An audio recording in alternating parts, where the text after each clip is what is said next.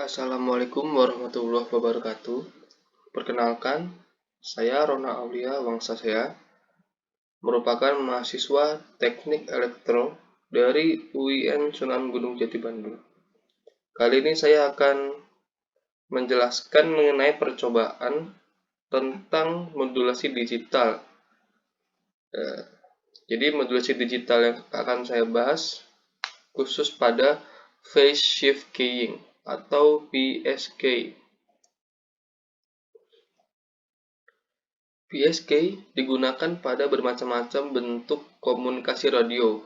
Hal ini dikarenakan PSK atau phase shift keying sangat cocok dalam perkembangan komunikasi data. Dengan adanya penguncian pergeseran fase atau phase shift keying memungkinkan pengiriman sinyal atau data melalui komunikasi radio yang jauh lebih efisien ketimbang amplitude shift keying atau ASK ataupun frekuensi shift keying. Phase shift keying adalah teknik modulasi digital dengan melakukan perubahan fase pada sinyal referensi. Tiap skema pada modulasi PSK mewakili data digital yang direpresentasikan dengan jumlah sinyal yang berbeda. Pada PSK terdapat state atau keadaan tertentu yang digunakan untuk memberikan sinyal pada bit data. Bentuk dasarnya yakni merupakan BPSK atau Binary Phase Shift Keying. Sinyal bergantian antara +1 dengan -1 atau bit 1 dengan 0 yang akan terjadi perubahan atau pembalikan fase. Maksudnya terjadi pergeseran fase sebesar 180 derajat saat data berubah state atau keadaan. Bisa kita lihat di sini. Jadi ini ada bit-bitnya. Ketika dia bit 0, kita lihat pada ini tabel ini, dia fasenya 0. Kemudian kenapa kok di sini dia berubah jadi 180? Karena sesuai teori tadi, jika dia berubah state dari 0 ke 1, dia akan berubah atau bergeser fase sebesar 180. Kemudian sama halnya jika dari 1 ke 0. Karena ada perubahan state, maka akan ada pergeseran fase. Nah, ini adalah diagram blok yang akan kita buat pada MATLAB dengan menggunakan fitur Simulink. Sebelumnya saya sudah menyiapkan rangkaian tersebut. Langsung saja kita ke MATLAB. Nah, ini merupakan fitur Simulink yang ada pada software MATLAB. Saya sudah menyiapkan rangkaian ini sebelumnya dan sudah mengatur beberapa parameter. Jika teman-teman ingin mencobanya juga, teman-teman dapat mengklik library browser dan mencari komponen-komponen yang teman-teman butuhkan. Oke. Di sini saya mengganti parameter yang ada pada Bernoulli binary, AWGN, dan error rate.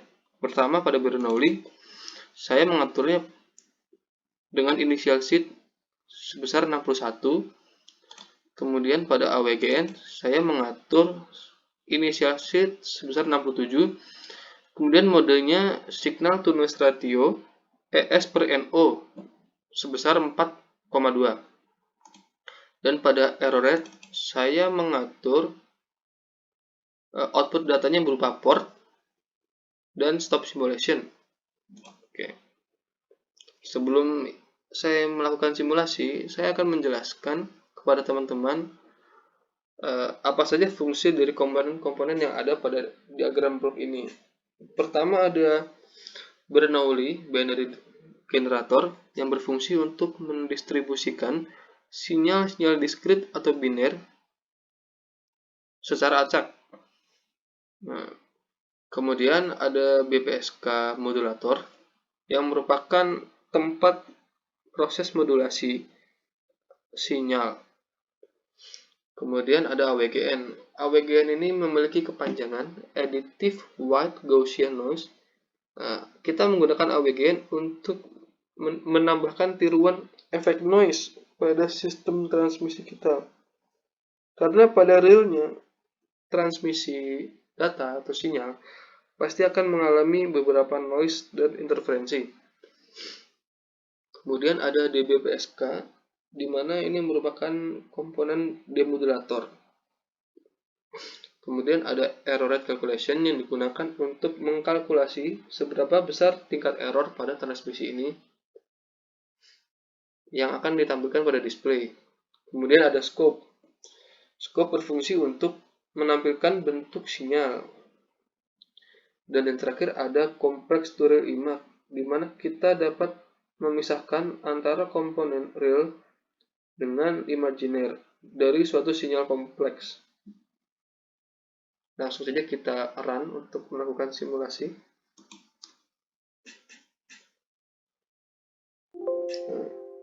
Dapat kita lihat setelah kita jalankan, tingkat error yang kita dapatkan sebesar 0,4545.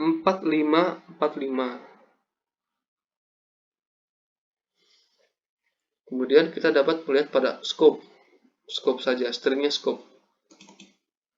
Pada scope menggambarkan bentuk sinyal yang dibangkitkan oleh Bernoulli binary generator. Untuk bit yang rapat-rapat ini, kita dapat katakan ini bit 0 karena fasenya 0. Sedangkan yang bit yang renggang ini, dia fasenya 1. Fasenya 180, sehingga kita dapat katakan dalam state bit 1. Kemudian pada scope 1 kita dapat melihat bentuk sinyal hasil modulasi. Jadi sinyal yang dikirimkan tadi fasenya digeser sejauh 180 sehingga bentuknya akan dibalik seperti ini.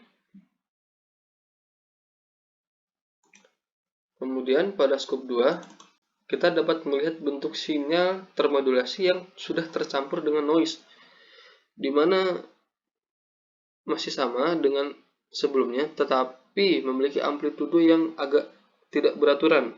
Hal ini diakibatkan adanya efek noise yang bersinggungan dengan sinyal pada saat transmisi.